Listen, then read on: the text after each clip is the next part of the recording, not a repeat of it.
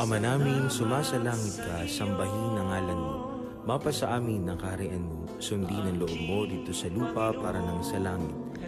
Bigyan mo kami ngayon ng aming kakanin sa araw-araw at patawarin mo kami sa aming mga sala para ng pagpapatawad namin sa nagkakasala sa amin. At huwag mo kami ipaintulot sa tukso at iadya mo kami sa lahat ng masama. Amen. Mabahagi ng Maria, napupuno ng grasya. Ang Panginoon Diyos ay sumasayo. Huwag kang pinagpala sa babaeng lahat, at pinagpala naman iyong anak na si Jesus.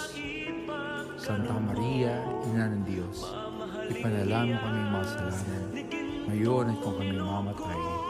Amen.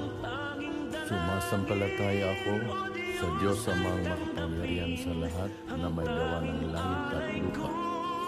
Sumasampalataya ako kay Jesu Kristo, iisang anak ng Diyos,